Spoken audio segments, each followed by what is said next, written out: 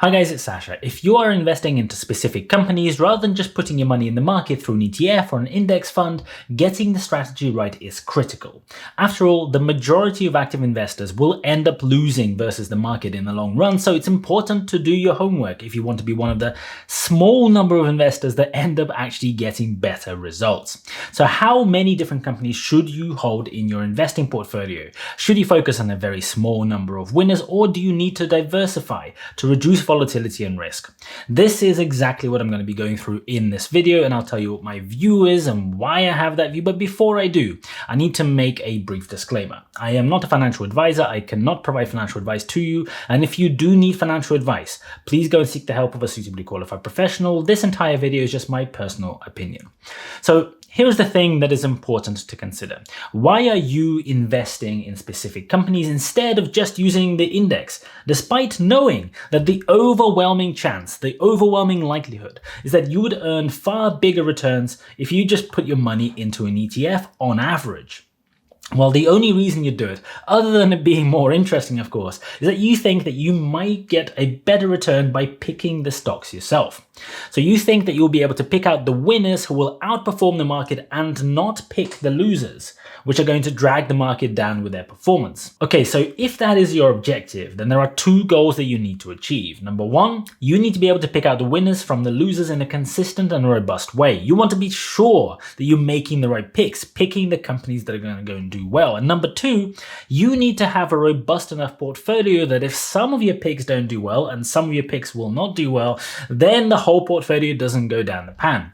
That second point is really important. Sure, there is always going to be somebody who puts all of their money into one stock, and then that stock happens to go ballistic and that person becomes very rich from it. But on average, for every one person who goes and does that, there are many, many thousands of other people who go and put all their eggs into the wrong basket at the wrong time. And then when that particular bet doesn't pay off, those people tend to really suffer. So let's break it down. You want to spread your money out enough that if some of your picks don't do well, you still grow your portfolio, because no matter how good you are at maths, no matter how good you are at forecasting, things happen. Sudden unpredictable things do happen. Markets change, market crashes happen, companies make big mistakes, all kinds of things happen. The list is endless. So I see a lot of advice out there that takes this to the extreme. A lot of people will say that you have to spread your money around as much as possible to diversify. But if you want to diversify, how many companies should you hold? I have seen people advocating holding as many as 50 to 100 positions, and in some cases even more. And I've seen a lot of people online show portfolios which have huge numbers of companies in them. And here is a problem that I see with that mindset. If you're holding 100 companies, I am presuming you'll be holding some of the big guns. You know, Google, Apple, Microsoft, Tesla, Amazon, Facebook, those kind of companies.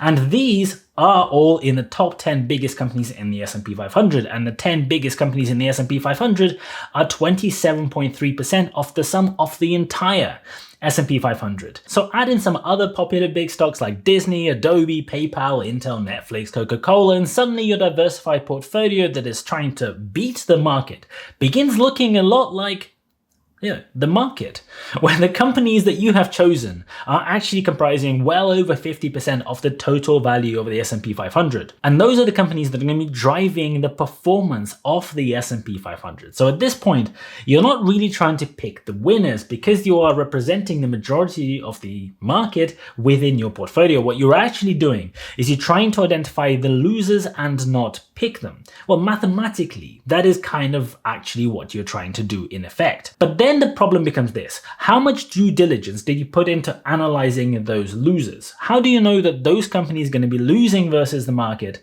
when the majority of the market that you've picked will be doing better? As I'm recording this, Huntington Ingalls Industries is in the S&P 500, as is Holly Frontier Corporation. When was the last time that you went and looked at their financials and built a model to assess those companies? Back to the point, you also don't want to have a very small number of companies. You really have to hold at least 3 mathematically, so that if one of those 3 doesn't do well, then the majority still would. And therefore, on average, even if one of your picks doesn't do well, then your portfolio will do all right. And that's assuming that all of your picks are the same size and you hold equally weighted positions in them. The really critical point within picking stocks is the first one that I mentioned. You need to be able to pick the winners from the losers. And if you you are going to do that with any kind of consistency, you have to be able to evaluate the companies that you think may be the winners. You have to build a model or have another robust mathematical way of assessing what you feel a fair price for the stock should be. And then if the current price is much lower than that target price, you would buy the stock. And if the current price was close to or higher, then you wouldn't, because it wouldn't make any sense. If you're investing without making an assessment on what a fair price is, you're not investing, you're just gambling. If you're investing in Tesla, is $700 a good price? What if the price was $7,000? Is that still a good buy? Where is the line for you where a good price becomes a bad price? If you don't know the answer to that question for a stock that you're investing in, then you haven't done your homework. Anyway, if you're going to do a proper assessment on a company, it's going to take you time. You have to do your due diligence, you have to research the company, you have to read about them, you have to get into a lot of depth, as much as possible to really understand what that company does and how they do it, so that you can then go and make a real proper stab at forecasting their future performance as accurately as you possibly can.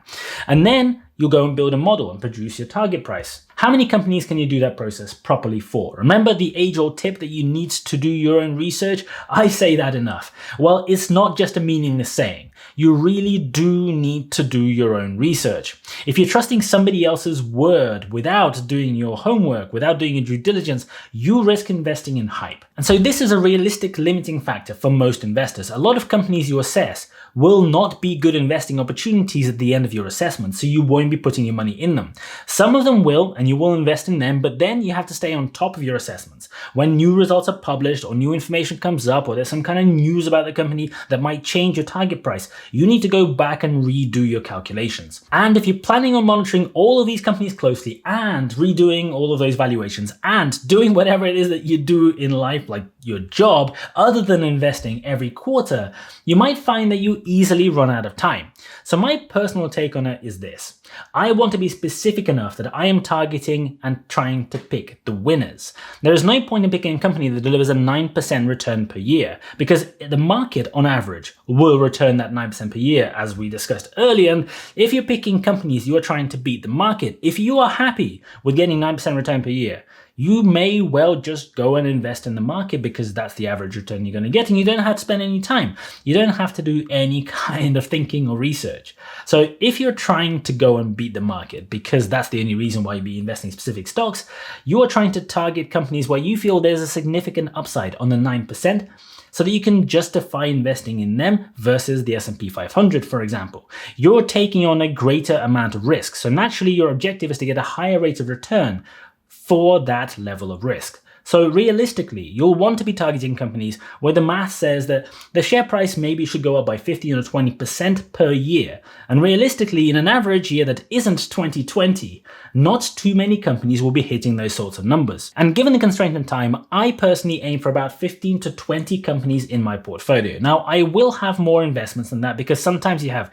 a tiny amount invested in something from the past that you don't want to get rid of, or some other reasons.